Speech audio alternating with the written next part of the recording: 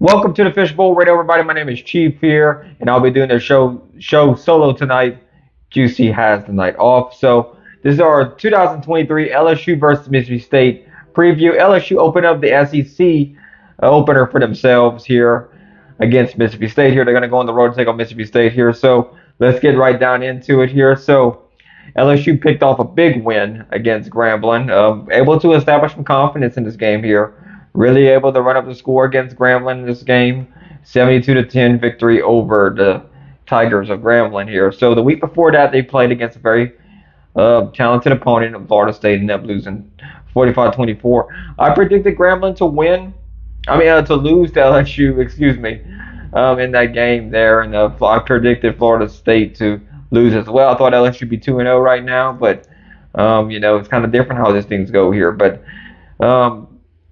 I still think LSU needs to work on their secondary against higher quality opponents, right? So how is Mississippi State going to do this here?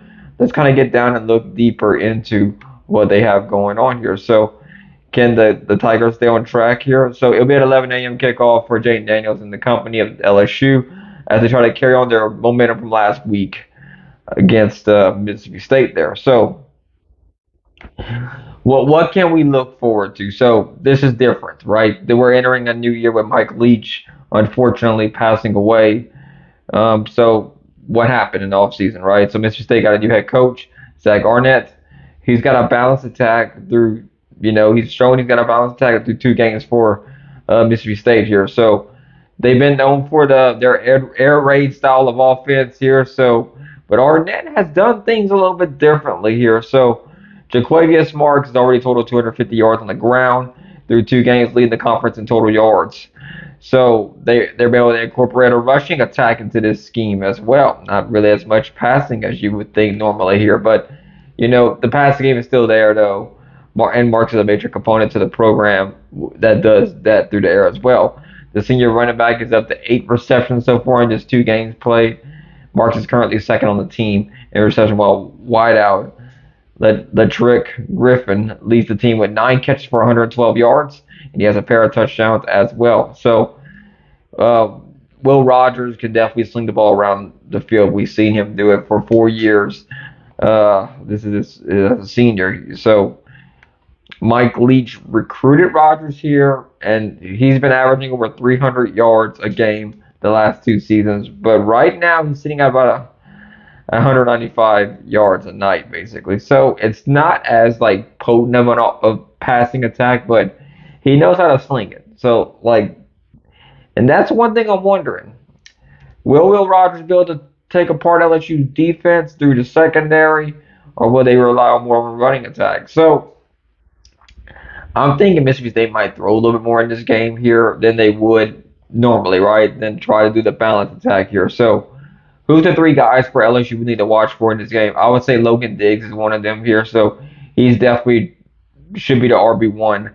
I think here he has a chance here to become this dynamic, explosive back that Brian Kelly and them really want here. So he missed the season opener due to a hamstring injury that he suffered during the offseason. But now he should be back at full strength here as LSU takes on Mississippi State. So he did transfer from Notre Dame. So it was a tune-up game, the Grambling game. That is one thing that LSU needed here. And, Diggs was able to get his feet underneath him that day. So he had 15 carries for 115 yards. He got a touchdown. So now that's in the mirror, that rearview game. In that game in the rearview mirror. So LSU's going to be looking forward to Mississippi State here. So what's another LSU player that I think can make a big impact in this game? Harold Perkins, of course, here.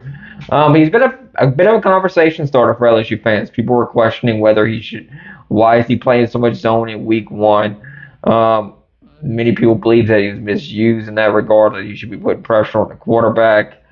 So this is going to be definitely a week for him to really maybe change this. So apparently, Perkins, I would say, is in the midst of a transition period. They're trying to make him an all-around better player. He's moved from a pass rush specialist to an inside linebacker, and there's going to be learning curves with that.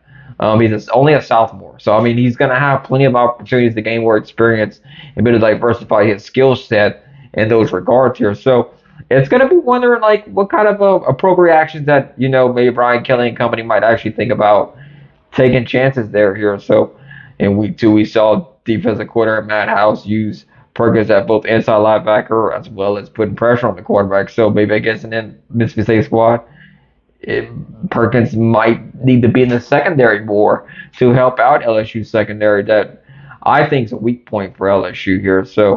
Um, so which brings up my next point. Greg Brooks for LSU. He's been the only bright spot I think so far. He's been very productive at safety for him. He's kind of been the Swiss Army knife for LSU here. Been very reliable. He's a hard hitter in the defensive backfield.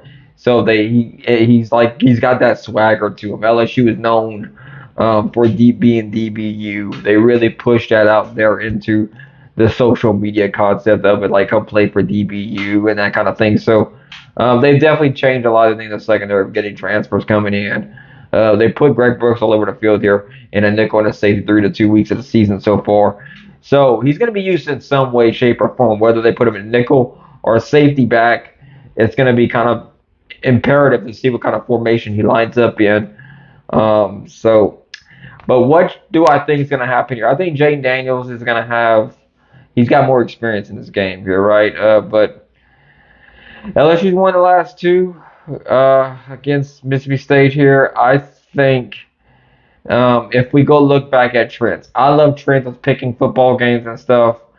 I think LSU and Mississippi State, if you look back at the last 10 games, LSU's won 7 of the last 10. I'm going to go with the trend here of saying LSU's going to win this one as well.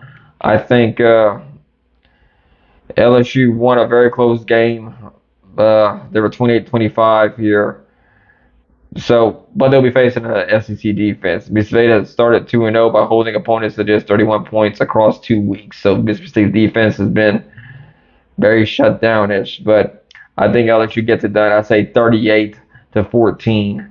LSU gets it done here on the road against Mississippi State here. Because it's going to be tough on Mississippi State regardless. You got a new first-year head coach.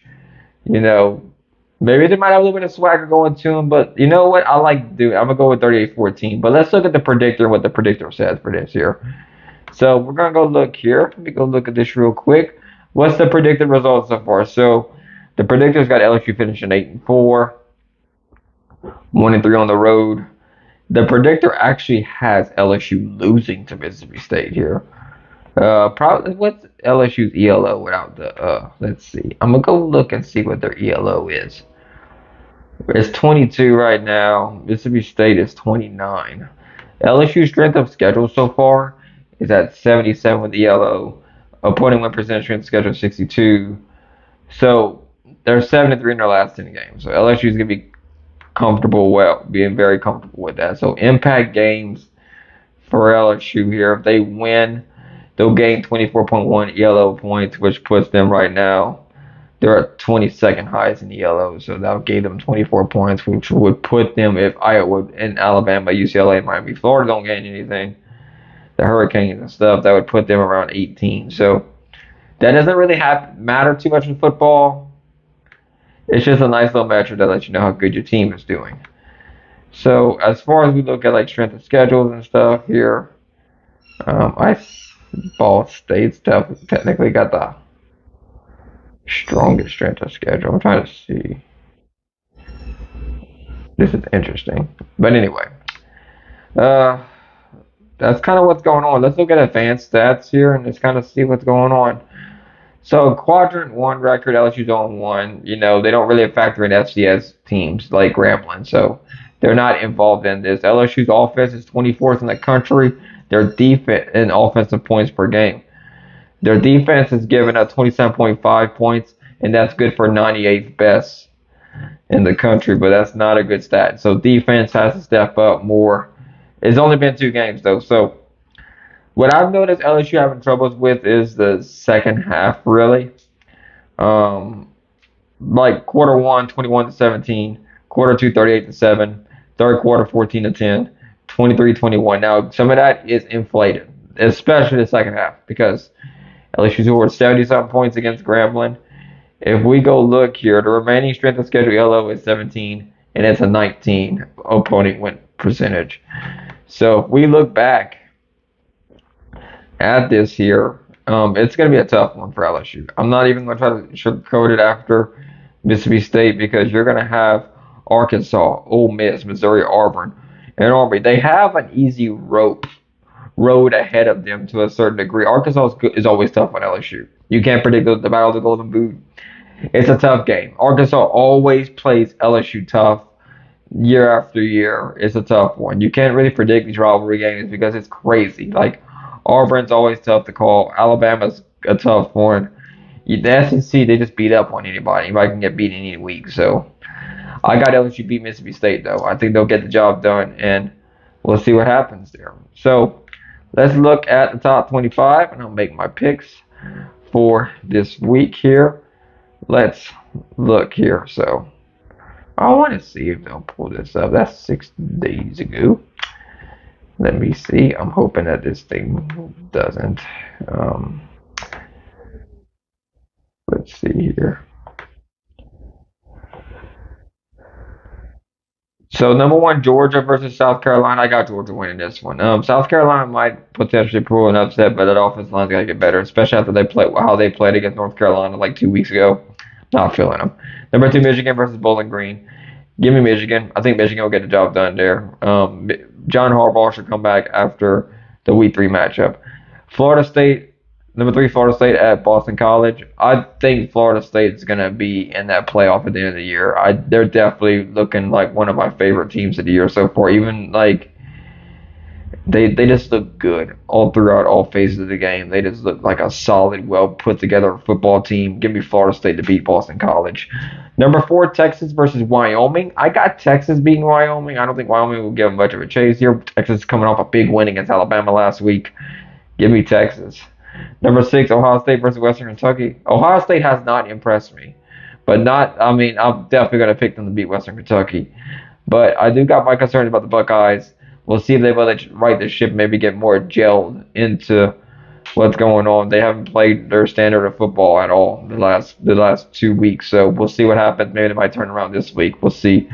Number seven, Penn State at Illinois. Penn State looking decent so far. I got them beating Illinois. Number eight, Washington at Michigan State. Give me Washington. I think they'll take care of business.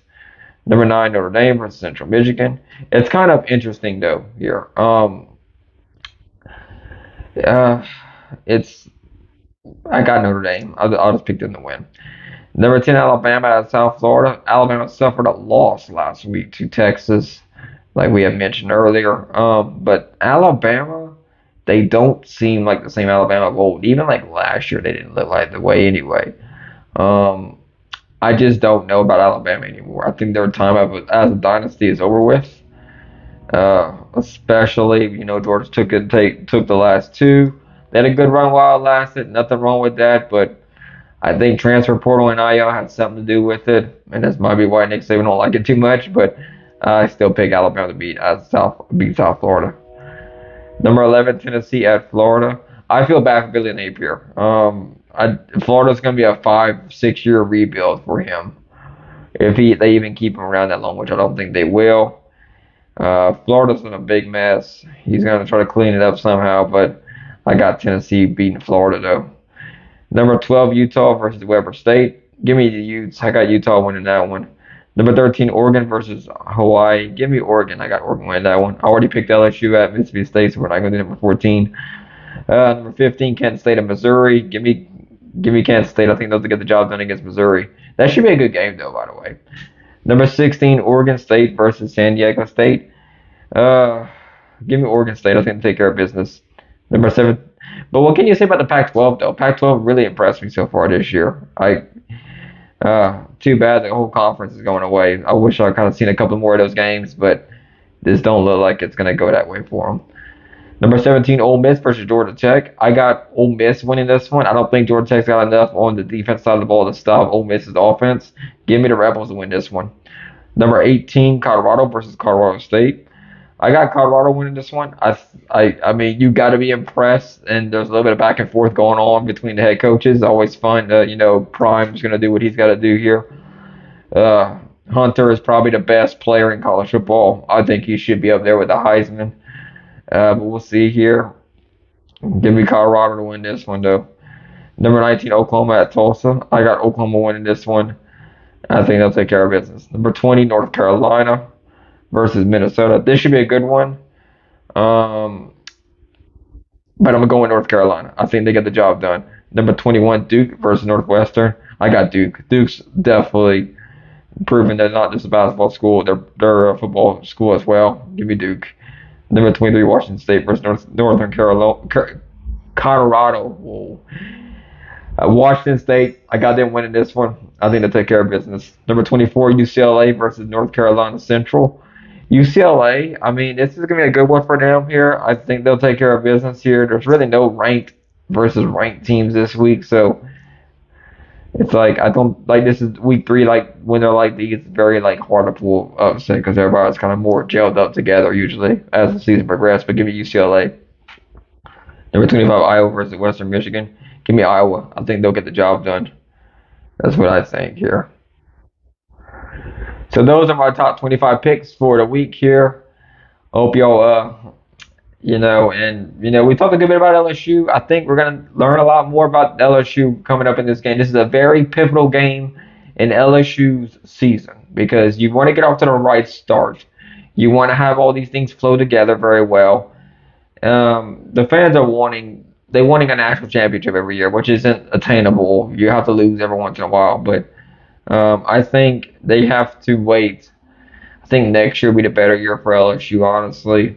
Under Brian Kelly, whenever you start really year 3 and year 4, you start thinking about championships, right? So next year, if he doesn't get it done, that seat gets a little bit warmer, and LSU fans ain't gonna be that patient that long. They're expecting a turnaround, so we'll see what happens.